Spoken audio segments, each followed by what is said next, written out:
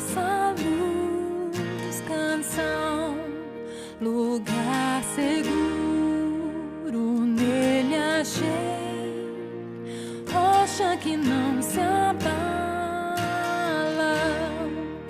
que grande amor em Cristo há, profunda paz posso encontrar, Consolador, meu tudo enfim, nele eu vou permanecer.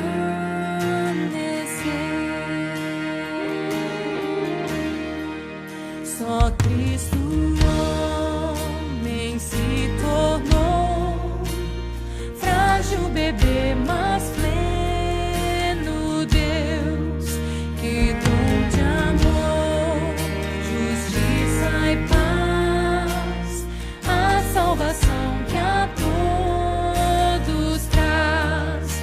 Na cruz Jesus se padeceu, divino plano obedeceu, por meu pecado a dor sentiu, por sua morte eu vivo.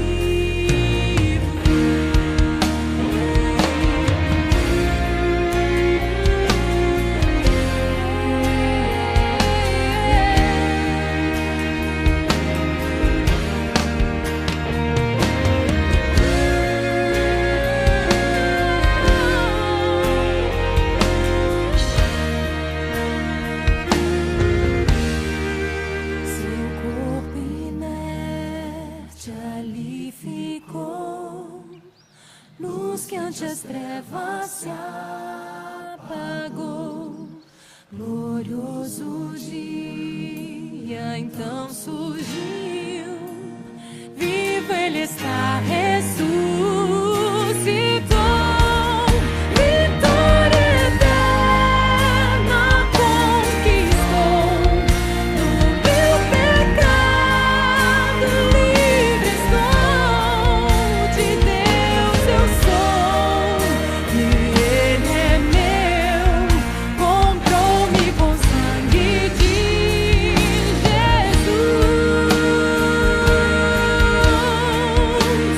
A minha fé e o meu amor estão firmados no Senhor, estão firmados no Senhor. A minha fé e o meu amor estão firmados no Senhor, em Jesus.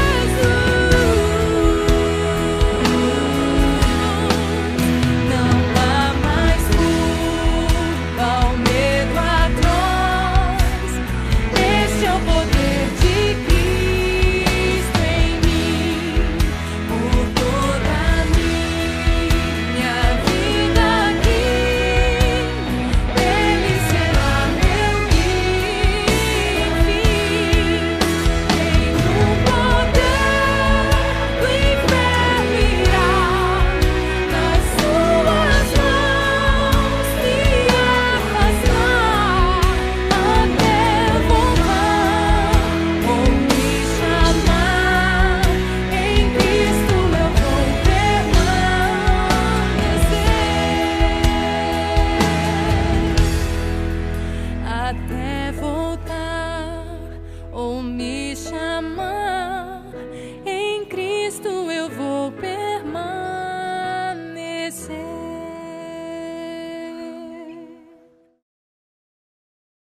Meus irmãos, boa noite, graças e paz a todos. Nós vamos ter agora o nosso momento de exposição bíblica, transmitida aí para aqueles irmãos que não podem participar do culto presencial. Nós vamos fazer uma exposição no Salmo de número 80. Pedir para o irmão abrir a Bíblia no Salmo de número 80 e nós vamos fazer a exposição desse texto. Esse salmo é muito importante para o período que nós estamos vivendo, porque ele fala de restauração. O povo de Deus pedindo restauração depois de dura disciplina da parte do Senhor, eles pedem que o Senhor os restaure. Nós estamos passando por um período difícil, então esse salmo será importante para a nossa reflexão. Vamos ler o texto? Salmo de número 80, diz assim a palavra do nosso Deus. Ao mestre de canto, segundo a melodia, os lírios, testemunho de Asaf, salmo. Dá ouvidos ao pastor de Israel. Tu que conduzes a José como um rebanho, tu que estás entronizado acima dos querubins, mostra o teu esplendor. Perante Efraim, Benjamim e Manassés, desperta o teu poder e vem salvar-nos. Restaura-nos, ó Deus, faze resplandecer o teu rosto e seremos salvos. Ó Senhor, Deus dos exércitos, até quando estarás indignado contra a oração do teu povo? Dás-lhe a comer pão de lágrimas e a beber copioso pranto. Constituis-nos em contendas para os nossos vizinhos, e os nossos inimigos zombam de nós a valer. Restaura-nos, ó Deus dos exércitos, faze resplandecer o teu rosto e seremos salvos. Trouxeste uma videira do Egito, expulsaste as nações e a plantaste. Dispuseste-lhe o terreno, ela deitou profundas raízes e encheu a terra. Com a sombra dela os montes se cobriram, e com os seus sarmentos os cedros de Deus. Estendeu ela a sua ramagem até ao mar, e os seus rebentos até ao rio. Por que lhe derribaste as cercas, de sorte que a vindimam todos os que passam pelo caminho? O javali da selva a devasta, e nela se repastam os animais que pululam no campo. Ó Deus dos exércitos, volta-te, nós te rogamos. Olha do céu e vê, e visita esta vinha. Protege o que a tua mão direita plantou, o sarmento que para ti fortaleceste. Está queimada, está decepada.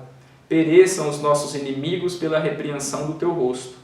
Seja a tua mão sobre o povo da tua destra, sobre o filho do homem que fortaleceste para ti.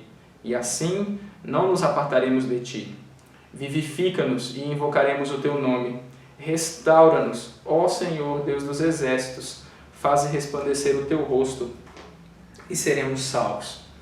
Irmãos, esse salmo é um salmo de lamento. Existem muitos deles no livro dos Salmos, no Saltério. Na verdade, há uma estimativa de que são mais de 60 salmos de lamento. O que era um salmo de lamento? Basicamente, é um salmo escrito num período em que as coisas vão mal com um determinado indivíduo ou com um grupo, a nação como um todo, no caso, a nação de Israel. O lamento é exatamente o oposto dos hinos de louvor e dos salmos de ações de graças. Não tem aqueles salmos que nós ficamos muito alegres em poder lê-los, especialmente quando nós estamos reunidos no culto público, em que nós falamos que somos gratos pelas muitas bênçãos, pelos muitos atos salvadores que o Senhor tem concedido a nós. O Salmo de Lamento é o exato oposto disso. Um estudioso do livro dos Salmos diz: quando nos voltamos para o lamento, vamos das alturas do nosso relacionamento com Deus para as profundezas. Existem momentos da nossa vida que se assemelham muito aos momentos que davam origem a esses salmos. A vida cristã não se resume a momentos de alegria, de felicidade, momentos que nós podemos chamar de os picos do nosso relacionamento com Deus. Existem momentos difíceis, de angústia, momentos em que as coisas vão mal conosco, indivíduos, mas também com a igreja, com o povo de Deus. Nós podemos dizer que na vida cristã existe aquele tipo de momento que nós podemos chamar de noite escura da alma, momentos de angústia, tristeza e profunda tristeza, na verdade. Os lamentos possuem basicamente 3 origens. Se você observar, fizer uma leitura desses salmos que eram compostos quando as coisas iam mal, você descobrirá que ele tem basicamente 3 origens. Eles poderiam surgir em momentos de angústia pessoal, tristeza por questões pessoais. Você tem, por exemplo, o Salmo 88, que é um lamento que surge por questões individuais. Aquele indivíduo está lamentando diante do Senhor, expondo a sua angústia, mas por questões pessoais ele não especifica o que é, mas nós sabemos que era uma questão pessoal. Nós também encontramos lamentos que surgem por causa de perseguições injustas por parte do inimigo. Nós encontramos muito isso no caso de Davi. Davi lamentando diante do Senhor, se queixando diante do Senhor, porque adversários estavam o perseguindo e frequentemente por motivos injustos. Saul, Absalão, seu filho, esse tipo de situação. Mas existe uma outra situação, e é exatamente essa que está por detrás do salmo que nós temos diante de nós, que origina o salmo de lamento, que é a tristeza por causa da disciplina provocada por Deus, disciplina que gera ruína no povo de Deus. Não é uma questão pessoal, não é uma perseguição por parte do inimigo, mas é uma situação de tristeza provocada pelo próprio Senhor. Deus disciplina o seu povo, a sua disciplina causa ruína ao seu povo, e por causa dessa situação, alguém, um servo de Deus inspirado, compõe um salmo lamentando pela situação que o povo estava experimentando. É exatamente isso que nós temos aqui no Salmo 80. É um lamento pela situação que estava afligindo o povo de Deus naquelas circunstâncias. E essa situação que estava afligindo o povo de Deus, no final das contas, era resultado da disciplina divina, do juízo de Deus sobre o seu povo. Eu entendo que o Salmo 80 não é possível nós determinarmos os contextos precisos dos salmos. Existem sempre dificuldades para fazer isso. Mas é possível, é até mesmo provável, que esse salmo faça uma referência aos últimos dias do Reino do Norte. Os irmãos devem se lembrar que Israel era uma única nação, mas após a morte de Salomão houve uma ruptura no reino. A parte sul, a parte de baixo do mapa, ficou sob o controle dos descendentes de Davi e era chamada de Reino de Judá. A parte norte, a parte de cima do mapa de Israel, um mapa antigo, obviamente, ficou sob o controle de diversas dinastias. Começou com Jeroboão e depois foram surgindo a dinastia de Jeroboão, de Baasa, de Omri, pai de Acabe, e depois vários reis foram se levantando e havia muita conspiração no Reino do Norte. É provável que esse salmo esteja fazendo referência aos últimos dias da parte norte, do Reino do Norte, aos últimos dias de Israel, talvez no reinado de Oséias, que foi o último rei daquela parte do reino, a parte norte. E por que eu chego a essa conclusão? Se você notar, no Salmo a gente observa algumas questões. Por exemplo, no verso 1, o povo de Deus é chamado de José, tu que conduzes a José. E no versículo de número 2, ele fala para Deus manifestar o seu poder perante Efraim, Benjamim e Manassés. Ou seja, nós temos aqui uma maneira de se referir ao reino do norte. Se isso está correto, se nós estamos diante de um salmo que lamenta a situação do povo de Deus no final do reinado de Oséias, ou pelo menos ali no final do reino do norte, nós sabemos que Israel passava por graves problemas. Ele sofria constantes ataques de nações estrangeiras, especialmente os assírios, e não apenas isso, havia um problema interno, a apostasia que já estava alcançando níveis em que Deus já não estava tolerando aquela situação a ponto de destruir o seu povo. Então, o período em que esse salmo provavelmente foi escrito é um período em que nós observamos achacamento de inimigos externos, o povo oprimindo Israel e a ruína causada pela apostasia interna. Toda essa situação provocou a disciplina divina, Deus estava julgando o seu povo, e tudo isso fez com que um servo de Deus, provavelmente um membro da família de Asaf, compusesse esse salmo pedindo a Deus restauração, pedindo a Deus avivamento. Esse salmo pode ser dividido basicamente em 3 partes. Nós temos na primeira parte, do verso 1 até o verso 3, o pedido do salmista, a súplica. Do verso 4 até o verso 7, o lamento propriamente dito, o salmista lamentando a situação. E do versículo 8 até o versículo 19, a parte maior, aquilo que nós podemos chamar de parábola da vinha ou parábola da videira. Vamos observar essas 3 partes aí, essas 3 partes do salmo, esse pedido de restauração do salmista. Comecemos com a súplica. A súplica vai do verso 1 até o verso 3. O que nós percebemos aqui é que o salmista começa o seu lamento pedindo a Deus misericórdia. Quando ele faz esse pedido, ele tem uma visão específica de quem é Deus. Como o salmista caracteriza o Senhor, aquele que aquele que é o Deus da aliança, o Deus do povo de Israel. Como ele o caracteriza? O salmista diz basicamente duas coisas, e com essas duas coisas em mente ele faz um pedido. Ele chama Deus de pastor de Israel. Aqui nós temos um ponto importante. Essa é a primeira figura atribuída por parte do salmista a Deus. Deus é um pastor que conduz o seu rebanho. Nós temos uma tendência de acreditar que quando nós estamos debaixo de disciplina, quando as coisas estão dando errado conosco, é porque Deus deixou de nos amar. Essa costumeiramente é a nossa tendência. Nós somos de uma época em que o pai, na cabeça das pessoas, o pai que ama o filho é aquele que não disciplina o seu filho de acordo com o que o Senhor ensinou, a disciplina com a vara, a disciplina física. Nós temos essa imagem. O pai que ama o filho é aquele que deixa o filho fazer o que bem entende. Infelizmente, nós atribuímos essa mesma concepção ao nosso relacionamento com Deus. Deus nos ama quando deixa que nós façamos o que bem entendemos. Quando Ele começa a nos disciplinar, quando Ele começa a nos tratar com severidade por causa dos nossos pecados, aí nós começamos a pensar, será que Deus me ama ainda? Será que o Senhor ainda tem zelo e apreço por mim? Notem que o salmista está descrevendo nesse salmo, o salmo como um todo, uma situação gravíssima, terrível, uma situação em que Deus está entregando a sua vinha para inimigos externos, para os adversários, para que façam com ela o que bem entendam. E mesmo nessa situação, o salmista sabe que Deus é um pastor.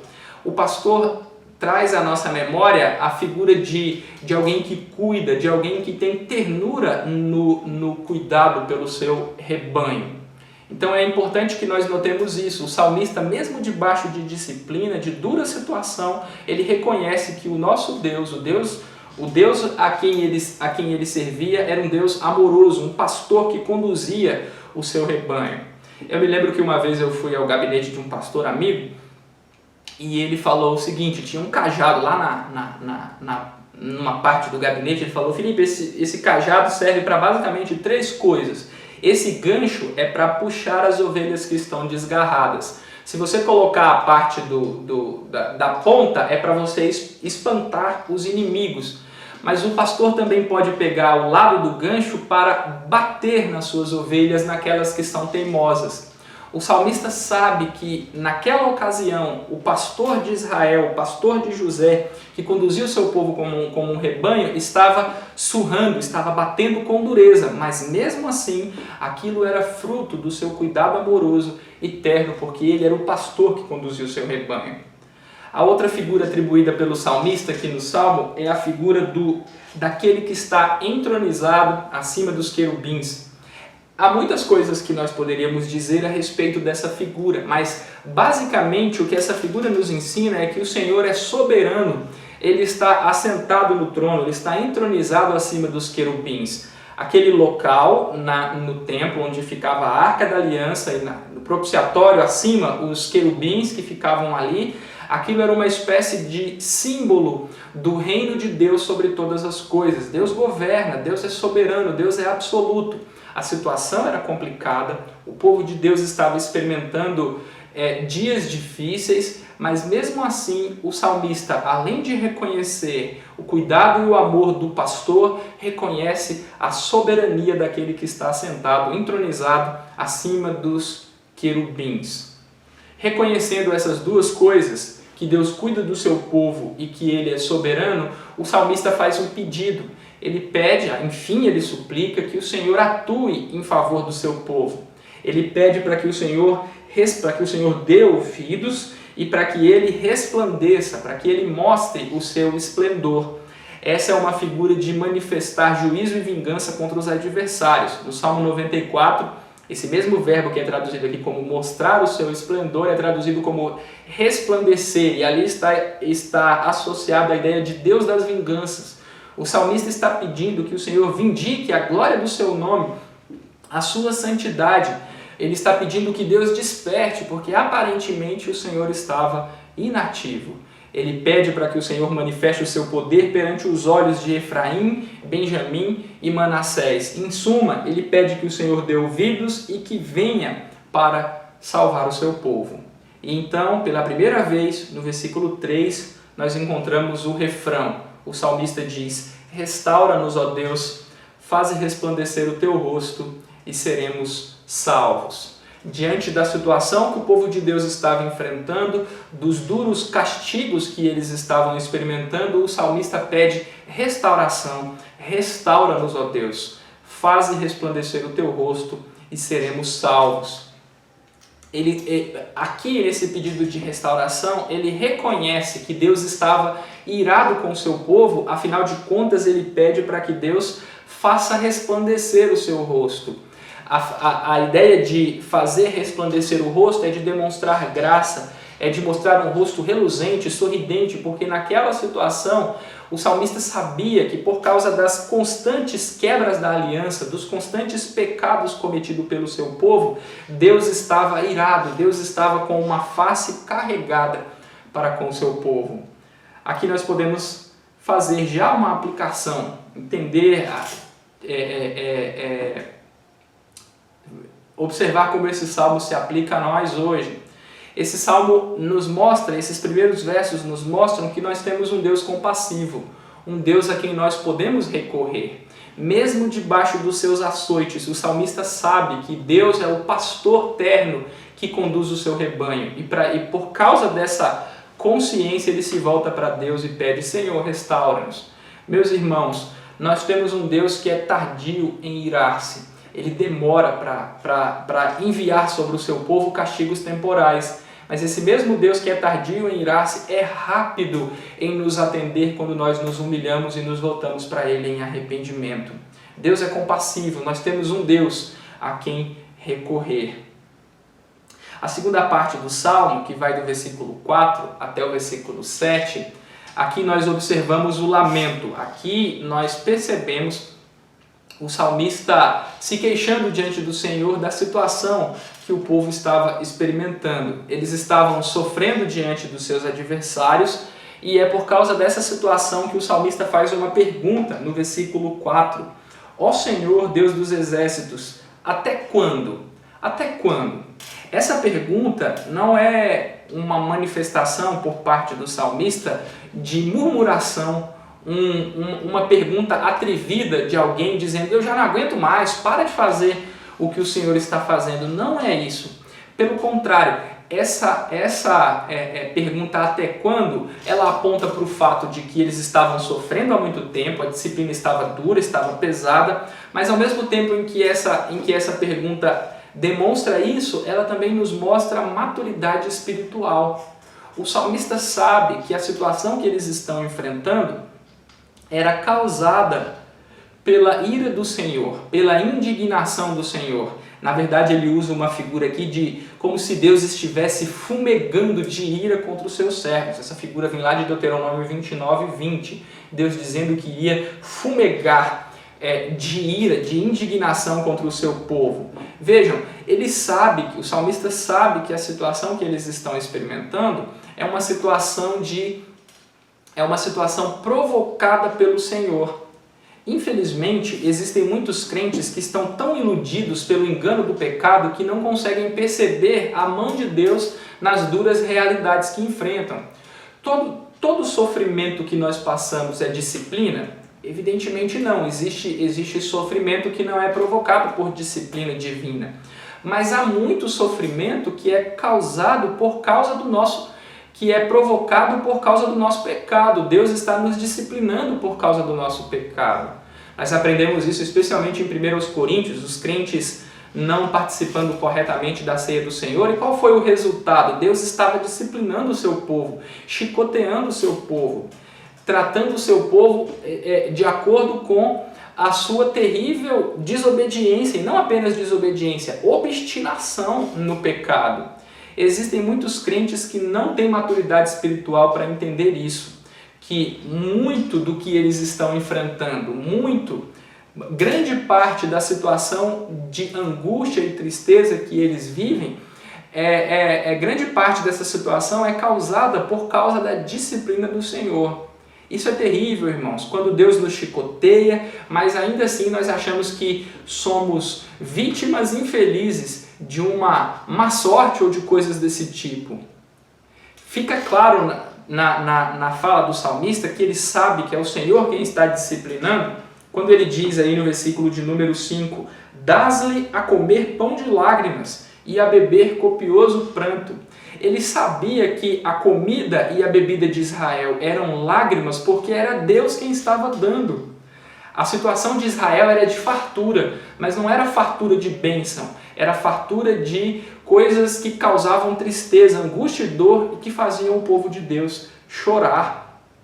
Eles comiam pão de lágrima e bebiam lágrimas em plena medida. Eles não tinham fartura de coisas boas, eles tinham tristeza em grande quantidade. Deus fez de Israel disputa, objeto de disputa dos seus inimigos. Ele diz no versículo 6, constitui-nos em contendas para os nossos vizinhos.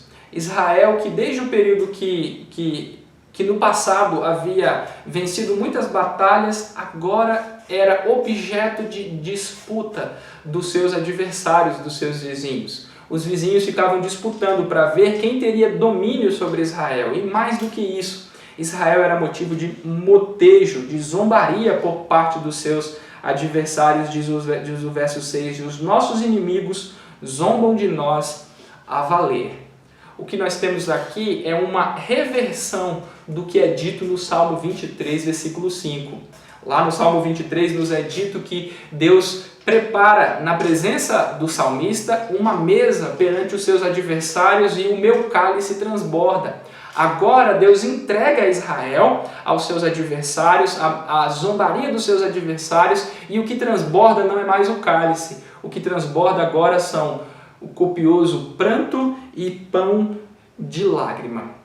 Que situação terrível vivia o povo de Deus. Que situação era aquela, e o salmista sabia muito bem que aquela situação fora provocada porque Deus estava disciplinando com severidade o seu povo. Aqui nós temos mais uma vez nós podemos fazer uma aplicação. O salmista, depois de dizer isso, mais uma vez pede, restaura-nos, ó Deus dos exércitos, faze resplandecer o teu rosto e seremos salvos, no verso 7. Mais uma vez, diante da situação, ele pede restauração. E nós podemos fazer uma aplicação desse texto, mais uma. Meus irmãos, é importante que nós tenhamos maturidade espiritual suficiente para que quando nós estamos sofrendo por causa dos nossos pecados, que nós compreendamos isso, que nós percebamos isso e nos voltemos em arrependimento para o Senhor. É coisa ruim quando você está apanhando, quando você está sofrendo debaixo da disciplina de seu pai amoroso, mas não reconhece isso. A tendência é que a disciplina vá ficando cada vez pior, cada vez mais severa. A melhor coisa que nós podemos fazer quando estamos debaixo de disciplina por causa dos nossos pecados é nos voltarmos para Deus em arrependimento e humilhação, porque Deus é cheio de misericórdia. E aqui eu faço uma observação. É espantoso que nós estamos vivendo num período em que as pessoas as igrejas de modo geral, estão experimentando momentos difíceis. E grande parte dos pastores do nosso tempo, e aqui essa é uma aplicação, é uma advertência contra aqueles que ensinam a palavra de Deus, muitos estão dizendo que está tudo bem, que as coisas estão em paz. Como que pode estar tudo bem? Existem igrejas que estão fechadas há meses, que estão perdendo a arrecadação, com crentes enfraquecidos, que não têm mais desejo, até mesmo quando há abertura da cidade para a possibilidade de culto presencial, ficam com medo de ir para o templo, porque tem medo de morrer. Como que nós podemos dizer que as coisas estão bem? Crentes enfraquecidos, muitas igrejas ainda fechadas e arrecadação em queda livre. As coisas não estão tranquilas, as coisas não estão... O Senhor está nos restaurando, graças a Deus, mas as coisas não estão fáceis. Quando eu olho para a situação em que nós estamos vivendo nos últimos dias, nos últimos meses, eu me lembro das palavras de Jeremias, capítulo 6, versos 14 e 15. Jeremias diz o seguinte: curam superficialmente a ferida do meu povo, dizendo paz, paz, quando não há paz. Serão envergonhados, porque cometem abominação sem sentir por isso vergonha. Nem sabem que coisa é envergonhar-se. Portanto, cairão com os que caem, quando eu os castigar, tropeçarão, diz o Senhor. A paz propalada por muitos pastores não é paz genuína. É uma forma superficial de curar as feridas do povo de Deus desses últimos dias. A igreja, que deveria ser um lugar de vergonha quando nós estamos em pecado, nós deveríamos nos envergonhar, nós deveríamos corar de vergonha, infelizmente se tornou um lugar de pessoas que cometem o pecado da falta de vergonha, de não envergonhar-se diante das situações, diante da disciplina que o Senhor aplica sobre o seu povo por causa do seu pecado. Nós deveríamos, meus irmãos, todos nós juntos, nos arrependermos diante do Senhor, nos humilharmos diante da face e rogar humildemente que Ele restaure a nossa situação. Como tem sido difícil, a situação posterior a essa pandemia das igrejas não será uma situação fácil. Existirão crentes que estarão acostumados em ficar nas suas casas, porque eles não sentirão mais falta da comunhão e da adoração pública, da assembleia solene do povo de Deus. Infelizmente, meus irmãos, nós estamos numa situação grave, numa situação difícil. Deus está disciplinando as igrejas pelo mundo. Pelo menos eu não tenho notícia, pode ser que seja culpa de minha ignorância, mas eu não me lembro de uma ocasião em que a grande parte das igrejas do mundo, ou quase todas as igrejas do mundo foram fechadas. E nesses últimos meses o Senhor fechou as igrejas. E você pode pensar assim, mas qual o problema de ter uma igreja fechada? A questão, irmãos, é que culto, a gente vive numa época de culto online, ceia online. Culto é ajuntamento do povo de Deus. Nós temos transmissões de pregação da palavra, nós temos transmissões, exercícios devocionais, mas fechar uma igreja não é só o problema do prédio ficar fechado, é o problema do povo de Deus não poder se reunir. Isso é grave, isso é muito grave. Nós deveríamos nos humilhar diante da face do Senhor. Não é só um prédio físico, uma estrutura física que está fechada, era o povo de Deus que estava impedido de cultuar junto diante da face do Senhor. Nós ouvíamos as convocações para o culto público, o Senhor Deus nos convocava, nos ordenava a comparecer diante dos átrios dele com hinos de louvor, mas nós não podíamos fazer isso. Eu brinco que na verdade é uma brincadeira, mas é séria, que existem coisas que a internet não consegue substituir. Ela pode até remediar, mas substituir não. Por exemplo, se eu viajar e ficar longe da minha esposa, a internet pode diminuir a gravidade da situação, porque eu posso ligar para ela, olhá-la através de uma chamada de vídeo. Mas eu duvido que alguém diga que é possível que um casal viva a vida conjugal por internet, um lá num lugar, outro lá em outro. Existem coisas que não podem ser feitas pela internet. A internet pode até remediar, pode até diminuir os efeitos, mas ela não substitui o culto público, o ajuntamento do povo de Deus, o ajuntamento solene não pode ser substituído por transmissões online. Não pode e não será. Nós devemos nos arrepender diante do Senhor e devemos nos envergonhar da nossa situação, do rumo que tem tomado muitas igrejas, para que o Senhor tenha misericórdia de nós e seja propício para conosco, para que Deus restaure, para que Deus nos restaure e faça resplandecer o seu rosto sobre nós. A última parte do Salmo vai do versículo 8 até o versículo 19, é a parte maior do Salmo, é a parte mais ampla. E para que fique mais fácil para os irmãos entenderem, eu vou chamar essa sessão de Parábola da Vinha e vou dividi-la em 3 partes. Nós temos do verso 8 até o verso 11 a descrição dos atos passados de Deus, os atos salvadores ou atos redentores. Do versículo 12 até o versículo 16, o salmista descreve a situação do povo naquele momento. E do versículo 17 até o versículo 19, ele faz um pedido renovado e ampliado para que Deus restaure a sorte do seu povo. Então comecemos com os atos salvadores de Deus do verso 8 até o verso 11. O salmista, comparando Israel a uma vinha, faz uma referência ao período do Êxodo, versículo 8, trouxeste uma videira do Egito.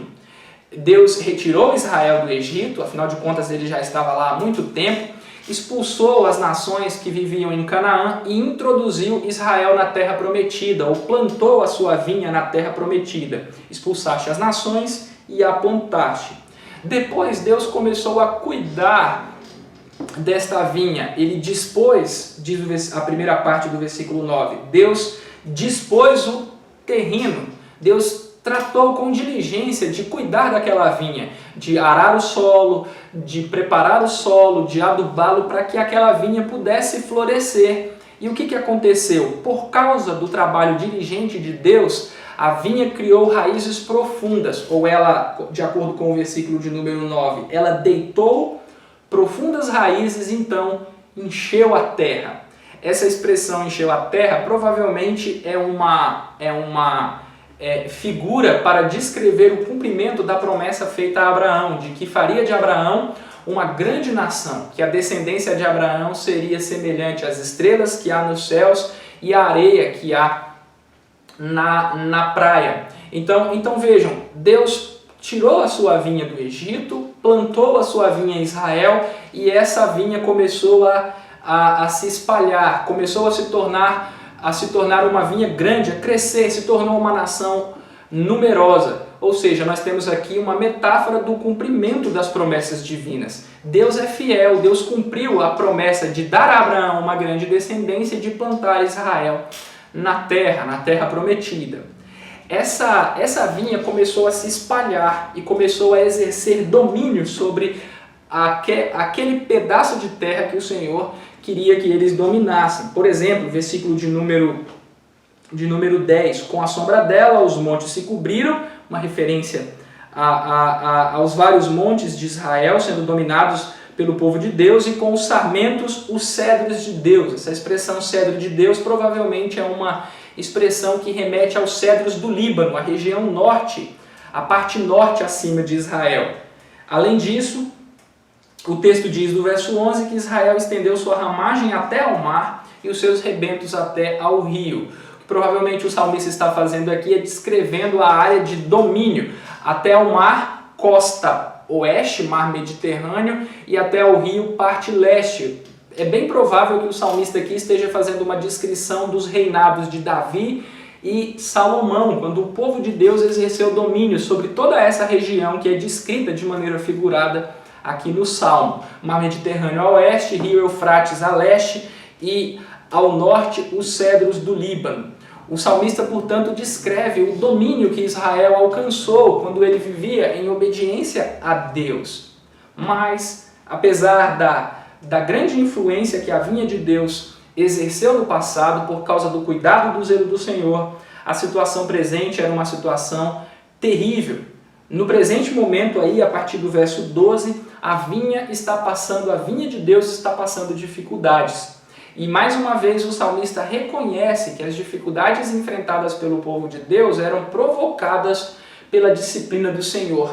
Olhem o que ele diz no verso 12. Por que lhe derribaste as cercas? Deus havia removido a segurança de Israel. E notem, a segurança não eram os muros físicos apenas. A segurança do povo de Deus era o próprio Senhor. Deus virou as costas para o seu povo. Porque o que era que garantia segurança ao povo de Deus? Era o Senhor que pelejava as suas batalhas pelo seu povo, como nós aprendemos no livro de Josué. Era Deus quem vencia as batalhas. Nós observamos que quando tentavam destruir Israel, de maneira sobrenatural, o Senhor protegia o seu povo, mas ele derruba a segurança de Israel. E por causa dessa derrubada da segurança, o Senhor derrubou as cercas ou derrubou os muros que serviam de segurança para o povo, algo aconteceu. Aqui nós temos os resultados, versículo 12, depois de dizer, por que lhe derribaste as cercas, o salmista diz, de sorte que a vindimam todos os que passam pelo caminho. As bênçãos que deveriam ser desfrutadas por Israel, plantar e colher para o seu próprio sustento, agora eram tomadas pelos inimigos do povo de Deus.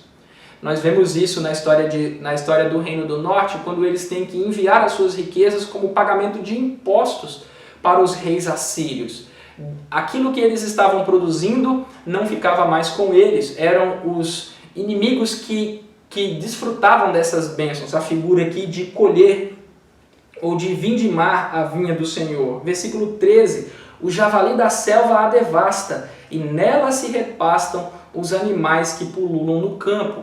Aqui, javali ou porcos, essa é uma figura para demonstrar aqui que nações imundas, nações que não serviam a Deus, que não cultuavam o Deus verdadeiro, ou povos estrangeiros, estavam destruindo a vinha amada do Senhor. Os animais que pululam no campo estavam destruindo a vinha do Senhor. Aqui uma figura para exércitos invadindo Israel e causando terríveis danos para o povo de Deus. E o salmista no verso 14 faz um pedido demonstrando mais uma vez que é o Senhor quem está provocando tudo aquilo. Ó Deus dos exércitos, volta-te, nós te rogamos, olha do céu e vê e visita esta vinha. Protege o que a tua mão direita plantou, o sarmento que para ti fortaleceste. Notem que o salmista reconhece que aquela situação era porque Deus havia virado as costas para o seu povo. Quando ele pede no versículo 14, volta-te, aqui a ideia é semelhante de alguém que virou as costas e que não dá mais atenção, que entregou para que outros a destruíssem. O salmista pede humildemente, volta-te, Senhor. Olha para a vinha que tu mesmo plantaste, para o sarmento que tu fortaleceste. E ele finaliza no versículo 16, descrevendo a situação da vinha.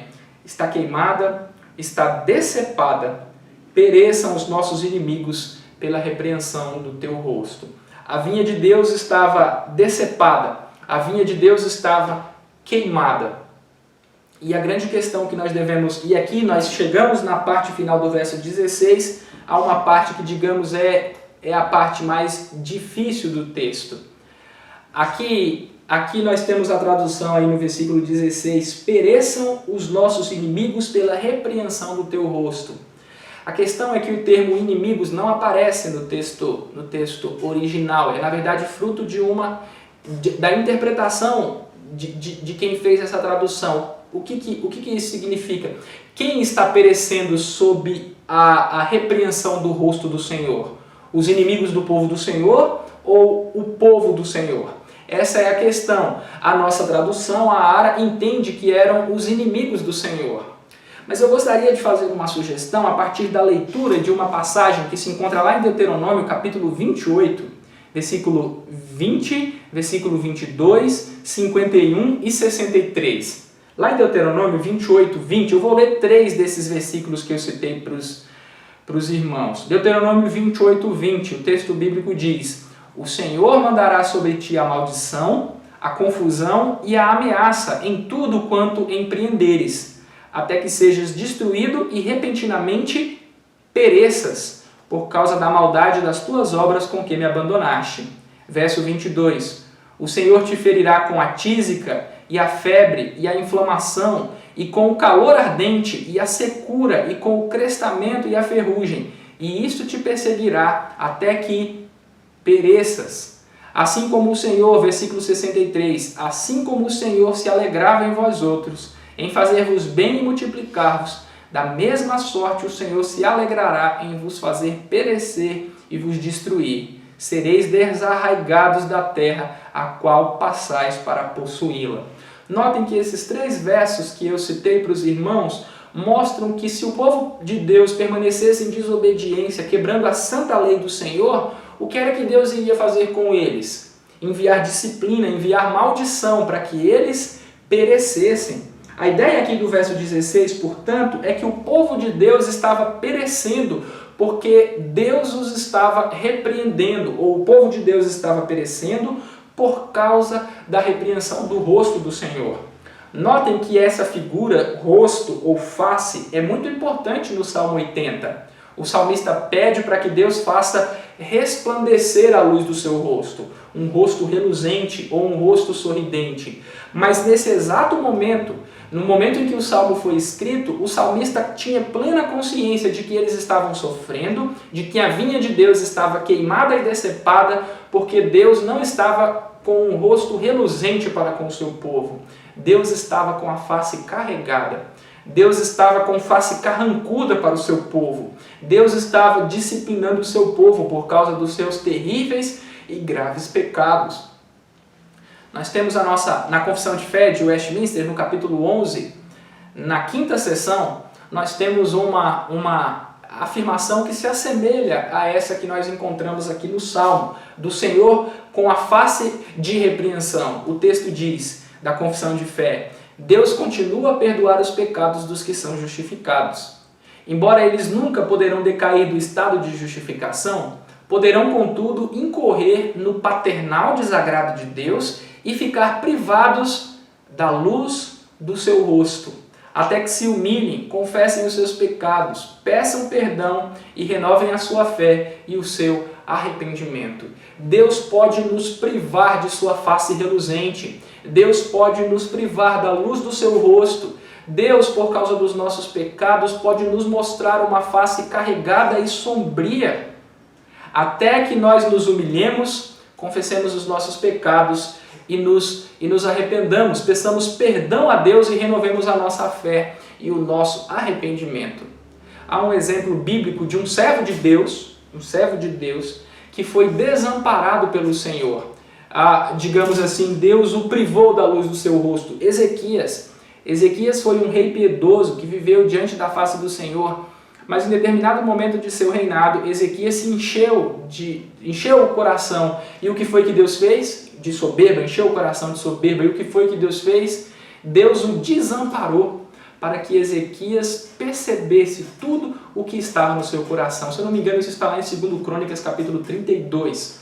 Num dos versículos, eu não anotei aqui, vai ficar faltando essa referência para os irmãos. Mas notem, Deus desamparou, privou Ezequias da luz do seu rosto. Meus irmãos, há momentos em que nós passamos por dias difíceis, por dias de angústia, porque o Senhor está escondendo sua face reluzente de nós. E em situações como essas, o que nós devemos fazer? Nós devemos orar como orou o salmista nos versos finais, versos 17 a 19. O texto bíblico diz: seja a tua mão sobre o povo da tua destra. Na verdade, aqui a ideia é: seja a tua mão sobre o homem da tua destra. Aqui foi traduzido como povo, eu explico já para os irmãos isso, mas a ideia é: seja a tua mão sobre o homem da tua destra, sobre o filho do homem que fortaleceste para ti. O salmista pede que o Senhor seja misericordioso, que o Senhor manifeste graça sobre o homem da mão direita dele e sobre o filho do homem. Há uma dúvida por parte dos intérpretes acerca de quem é o homem da mão direita de Deus ou quem é o filho do homem. Existem basicamente duas maneiras de enxergar, de interpretar esse texto. Alguns entendem que aqui nós temos uma referência ao povo de Israel, ao povo como Israel como um corpo coletivo. Daí a ideia, a nossa tradução, seja a tua mão sobre o povo da tua destra.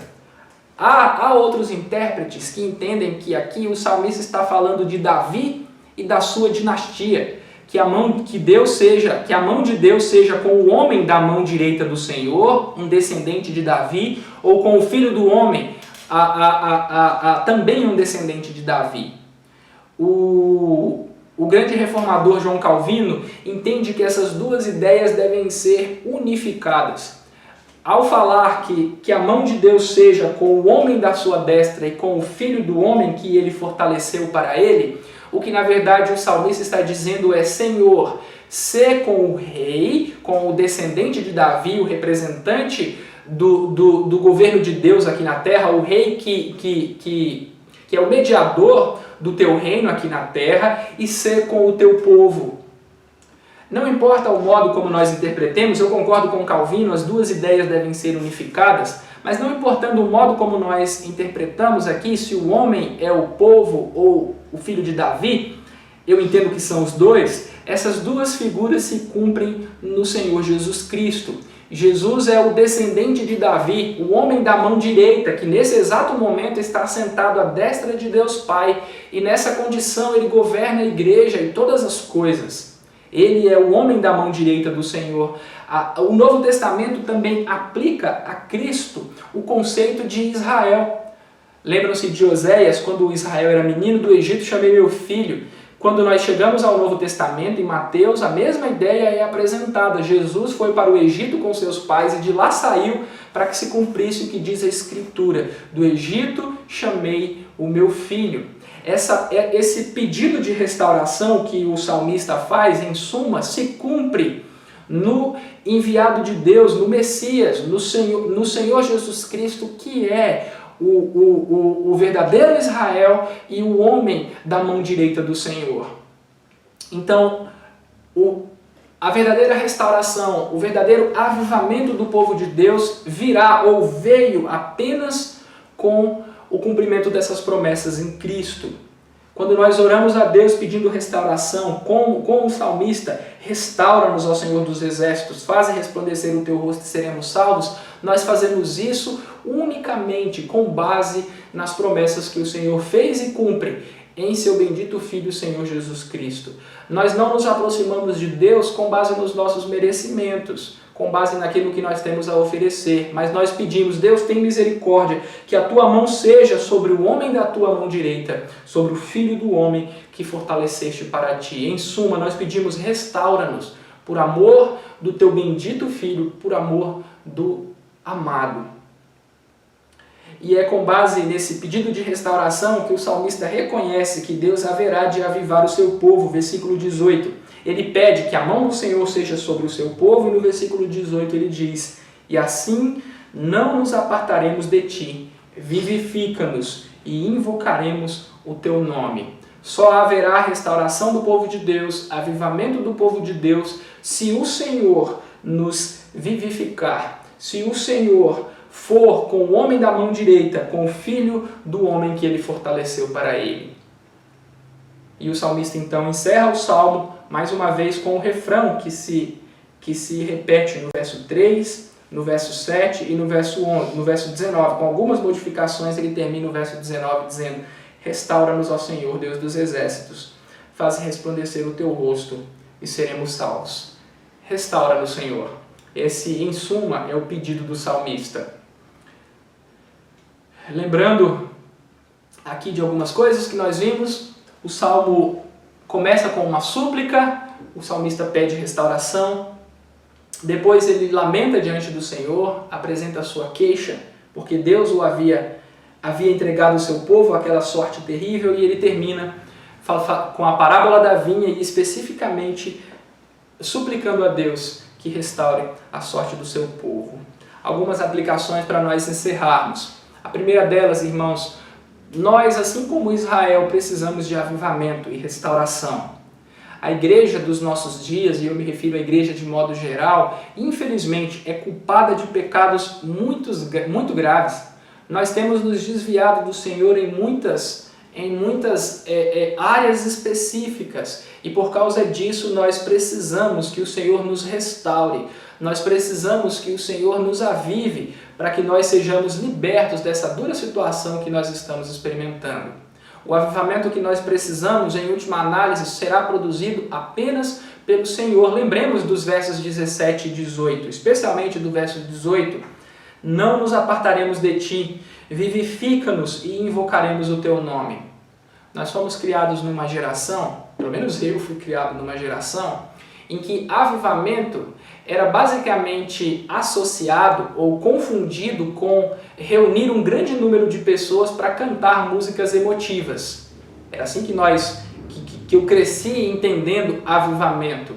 Então você tinha lá um ministério de louvor com um ministro de louvor muito famoso, e esse indivíduo reunia um grupo grande de pessoas em determinado lugar, cantavam músicas melosas, pisavam na cabeça da serpente com as suas botas, e isso era avivamento. Mas o avivamento genuíno que nós encontramos na palavra de Deus e em diversas manifestações da história é um avivamento produzido pela palavra, pelo resgate das doutrinas bíblicas, fundamentais que deveriam unir todo o povo de Deus. Mas infelizmente, meus irmãos, nós entendemos errado e quando pedimos avivamento, pedimos uma coisa que o Senhor Deus não nos dará. O avivamento que nós precisamos é o avivamento que nós aprendemos na Escritura. Nós temos exemplos de avivamento da nação de Israel com o rei Josias, com Ezequias, e todos esses movimentos foram provocados pela descoberta da palavra de Deus. A mesma coisa aconteceu no período de Pentecostes. Pedro pregou um sermão e milhares de pessoas se converteram. Nós crescemos numa visão de que avivamento é cantar esse tipo de música emotiva. Mas o avivamento genuíno que nós precisamos e o que nós precisamos clamar para que ele venha é o avivamento que o Senhor traz através da sua palavra. Uma segunda aplicação, meus irmãos, que nós podemos aprender com esse texto é que pedidos de restauração que não são acompanhados de arrependimento genuíno não são suficientes. Notem, o salmista pede misericórdia, ele roga a Deus que restaure, mas o que aconteceu com o reino do norte? Eles continuaram em pecado, eles continuaram desobedecendo a Deus. E Deus destruiu aquele reino. Não basta pedir, é necessário que nós nos arrependamos dos nossos pecados. Sempre que eu leio esse texto, eu me lembro de uma situação muito semelhante no Novo Testamento, lá nas cartas que o Senhor Jesus envia às 7 igrejas. Jesus, em diversas ocasiões, adverte aquelas igrejas de que, se eles não se arrependerem, o Senhor Jesus haverá de removê-las, haverá de destruí-las. E a pergunta que nós devemos fazer é: onde estão as 7 igrejas da Ásia? Ainda existe a igreja de Éfeso, igreja presbiteriana de Éfeso? Onde é que está essa igreja? Onde é que está a de Tiatira, de Sardes? Elas não existem mais. De Laodiceia, elas não existem mais. Meus irmãos, nós precisamos nos arrepender dos nossos pecados quando nós estamos neles. Quando Deus nos disciplina, como como tem sido esses últimos eventos que nós temos vivido. Nós precisamos pedir misericórdia a Deus, rogar a sua graça, buscar a sua face. Caso contrário, Deus pode nos remover. A igreja de Cristo é invencível. Ninguém poderá vencê-la, porque aquele que a governa é o Senhor Jesus, e ele mesmo em sua humilhação na cruz triunfou sobre os seus inimigos. Mesmo no seu estado de humilhação ele triunfou.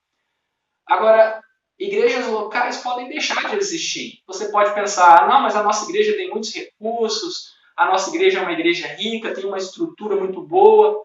Todas essas coisas podem chegar a um fim. A Igreja Presbiteriana dos Estados Unidos, que veio e que plantou a Igreja Presbiteriana do Brasil, era uma igreja muito mais rica do que a nossa, mas Deus está colocando essa igreja no pó. Tantos recursos, tanto dinheiro, mas a apostasia, a desobediência, o afastamento constante do Senhor, tudo isso fez com que essa igreja, que era tão significativa e importante, se tornou uma igreja sem influência e em estado de decadência cada vez pior. Meus irmãos, nós precisamos nos arrepender genuinamente. Não basta apenas pedirmos que Deus nos restaure. É necessário que nós nos humilhemos perante a face do Senhor. E por fim, para que nós percebamos como esse texto aponta para o Senhor Jesus Cristo. Eu já falei para os irmãos que ele aponta para Cristo ao falar do homem da mão direita de Deus e do Filho do Homem. Mas, além disso, esse salmo nos lembra da figura do pastor. Nós devemos agradecer a Deus, porque apesar de ter destruído o reino de Israel, ele teve misericórdia do seu povo. Enviou um pastor que não apenas se compadece do seu povo, mas que se compadece de tal maneira que se torna ovelha como seu povo, se torna cordeiro e se oferece como a solução para os pecados do povo do Senhor. O nosso Senhor é o bom pastor que entrega a vida pelas suas ovelhas. E além disso, a vinha que o Senhor Deus plantou foi se espalhando cada vez mais, foi se tornando vinha significativa. Depois ela foi arrancada, mas em Jesus Cristo nós encontramos a genuína videira de Deus, a genuína vinha. Lá em João capítulo 15 nos é dito a respeito de Cristo, mesmo nos diz que Ele é a videira verdadeira, nós somos os ramos e o seu bendito Pai é o agricultor. Essa vinha, essa videira que é o Senhor Jesus Cristo e aqueles que estão unidos a Ele, têm se espalhado. Se espalharão não apenas por aquela região ali descrita no Salmo, nos versículos 10 a 11. Ela se espalhará por todos os cantos da terra, porque em todos os lugares o Senhor enxertará ramos na sua videira, no seu bendito Filho. Que o Senhor Deus tenha misericórdia de nós e nos abençoe. Vamos encerrar fazendo uma oração, pedindo a Deus que nos... Essa mensagem é gravada, mas mesmo assim vamos orar, pedindo ao nosso Deus que nos dê graça. Senhor, tem misericórdia de nós. Ajuda-nos, ó Deus, a reconhecer os nossos pecados quando nós precisarmos, quando nós estivermos debaixo de dura disciplina da Tua mão. O Senhor pode nos privar da luz do Teu rosto. Que nessas ocasiões, ó Deus, ou de maneira individual, ou se isso for disciplina coletiva, que o Senhor mova os nossos corações para que busquemos a Tua face. Apenas se o Senhor for conosco, apenas se o Senhor nos vivificar, nós invocaremos o Teu nome. Por isso nós rogamos, tem misericórdia de nós. Nós te pedimos essas coisas em nome de Jesus. Amém. Deus abençoe a todos. Boa noite.